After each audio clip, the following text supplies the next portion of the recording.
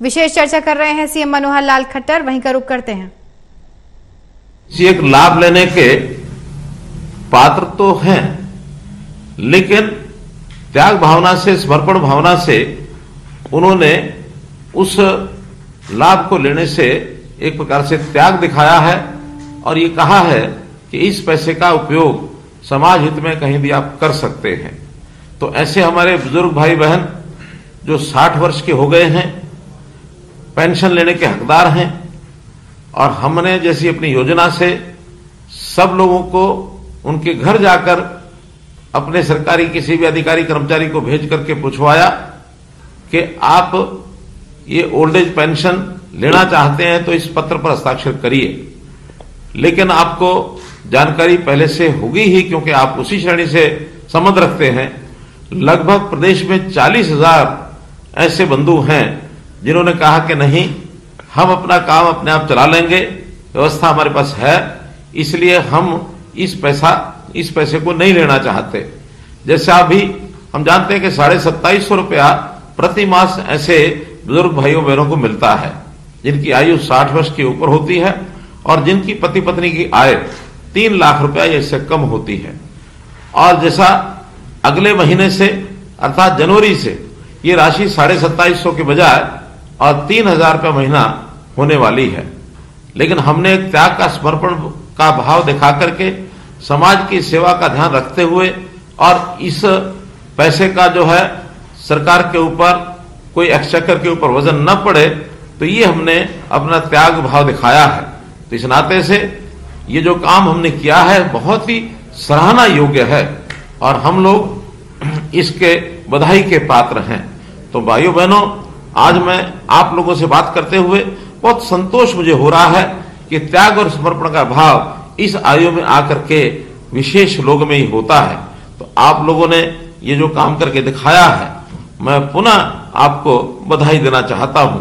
हम जैसा जानते हैं कि अभी कुल जो संख्या अपने प्रदेश में लगभग ऐसी है कि जो 30 लाख के आसपास लोग ये बुजुर्ग पेंशन ये लेते हैं और एक बड़ी राशि इसके ऊपर खर्च होती है, 6,800 करोड़ रुपया वर्ष का, और इस राशि के नाते से ये जाता है। समाज सेवा के लिए जितना हमें करना होता है हम जरूर करते हैं, पीछे नहीं हटते हैं। लेकिन आपके इस त्याग के कारण से एक संदेश जरूर सबको मिलेगा कि आखिर त्याग के नाते से हम ऐसे लोगों को भी राशि दे सकते हैं जिनकी जो है आवश्यकता ज्यादा होती है। हमारी 60 वर्ष की ऊपर की आयु, वास्तव में बहुत लोग स्वस्थ होते हैं, अपने काम को अपने आप चला लेते हैं, लेकिन कुछ ऐसे बंधु भी होते हैं जिनको कोई शारीरिक तौर पर कई बार कष्ट हो जाता है, आयु का प्रभाव होता है, अपना काम स्वयं वो नहीं कर सकते हैं। ऐसे लोगों की सहायता ये भरपूर होनी चाहिए। तो उस नाते से भी हमने बहुत सी योजनाएं बनाई हैं। जैसा हमारे कुछ ऐसे डिपार्टमेंट हैं जिन डिपार्टमेंट्स के जो रिटायर्ड कर्मचारी हैं उनके जिम्मे जब लगाया कि प्रदेश में ऐसे लोग जिनकी आय 60 वर्ष से ऊपर है उनकी देखभाल करें, तो सारथी योजना ये हमने एक बनाई है। प्रहरी योजना, सारथी योजना नहीं है, प्रहरी योजना। तो इस प्रहरी योजना के अंतर्गत उनके जिम्मे लगाया है कि ऐसे सब परिवारों के घरों में वो जाएं और विशेष तौर पर जिनकी आयु 80 वर्ष या इससे ऊपर हो गई है, 80 वर्ष से ऊपर के आयु के ऐसे लगभग 3,30,000 बुजुर्ग हरियाणा प्रांत में हैं।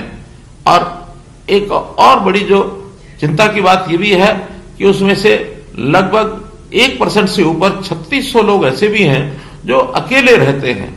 उनके परिवार के अंदर इस प्रकार की सहायता करने वाला व्यक्ति या तो होगा नहीं, या किसी कारण से उनकी देखभाल करने में हिचकिचाते होंगे, वो अकेले रहते हैं। अकेले रहने में कितनी असुविधा होती होगी, हमने भी ये विचार करके और ऐसे 3,600 लोगों के लिए एक व्यवस्था बनाई है।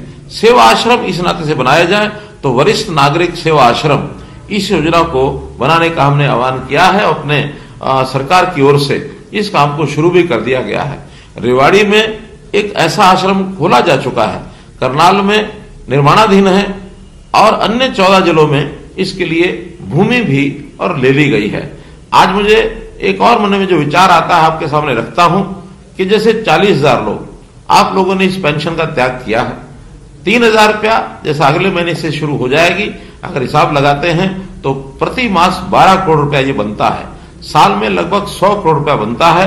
तो मैंने एक योजना अपने मन में सोची है जिसकी घोषणा करता हूं कि हम ये इस वर्ष का 100 करोड़ रुपया, ये जो सेवाश्रम बनेंगे, इन सेवाश्रम को बनाने के लिए सभी 22 जिलों में इसका एक बजट ये सैंक्शन कर रहे हैं ताकि उनके भवन बन सके, उनकी देखभाल के लिए ये व्यवस्था हो सके।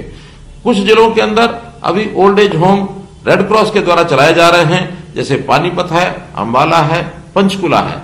ये रेड क्रॉस भी ओल्ड एज होम अच्छी प्रकार से चला रहे हैं। कुछ जगह पर तो मेरा जाना भी हुआ है, इनकी अच्छा व्यवस्था वहां देखभाल होती है। Old age home Mansa Devi shrine board Panchkula का ये अलग से चलता है, लेकिन जितनी आवश्यकता है उसकी पूर्ति करने के लिए इनकी संख्या और बढ़ाने की भी आवश्यकता है। कई जगह पर डे केयर सेंटर भी चलते हैं, अर्थात सुबह से लेकर सायकाल तक बुजुर्ग वहां जाके बैठते हैं, अपने ठीक से समय को पास करते हैं, उनको अध्ययन करने के लिए पुस्तकें आदि, अखबार आदि भी मिलता है, और वहां उनके लिए चिकित्सा के नाते से भी एक डॉक्टर भी कभी कभी वहां पहुंचता है ताकि उनके शारीरिक प्रशिक्षण शिक्षण जो है वो हो सके। तो ऐसे 13 जिलों के अंदर इस प्रकार का भी एक काम चल रहा है।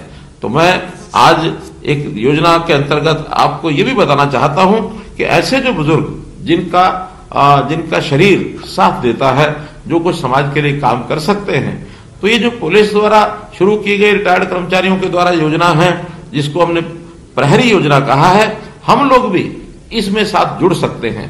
और प्रहरी योजना में जुड़ने के लिए आपके मन में एक जिसको कहना चाहिए उत्साह निश्चित रूप से होगा ही। आपके मन की अगर योजना इसमें शामिल होने की है तो आपने बहुत एक साधारण से तरीके से इसके साथ जुड़ने का तरीका मैं आपको बता रहा हूं कि पुलिस की हमारी जो सेवा सर्विस 112 है, 112 है। आप 112 के ऊपर केवल डायल करना है, उनसे बताना है कि मैं प्रहरी योजना से जुड़ना चाहता हूं। आपको एक वहां निश्चित व्यक्ति जो प्रहरी योजना का इंचार्ज होगा उसके साथ जोड़ दिया जाएगा। आप अपनी बातचीत उनके सामने रख सकते हैं और आपका नाम दर्ज करेंगे। स्थानीय तौर पर आपको संपर्क किया जाएगा। फिर हम इन 80 वर्ष से ऊपर के लोगों की सेवा के लिए अथवा ऐसे अन्य लोगों के लिए जिनको सहायता की आवश्यकता है, उस सहायता के लिए भी हम जा सकते हैं, जुड़ सकते हैं।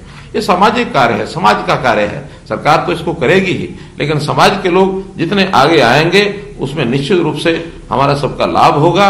अंत में मैं आप सब लोगों के लिए सद्भावना भी चाहता हूं और आपकी जीवन सुखी आपका जीवन रहे, इस नाते से मैं प्रभु से कामना करता हूं। एक विषय मुझे और अंत में ध्यान में आता है कि आखिर जैसे कोई बुजुर्ग होता है, परिवार की भी चिंता करता है, परिवार में सदस्य होते हैं, युवा भी होते हैं, तो हमारे युवा वो कैसे उन्नति करें, तरक्की करें, कैसे आगे बढ़े, ये हर बुजुर्ग की इच्छा होती है।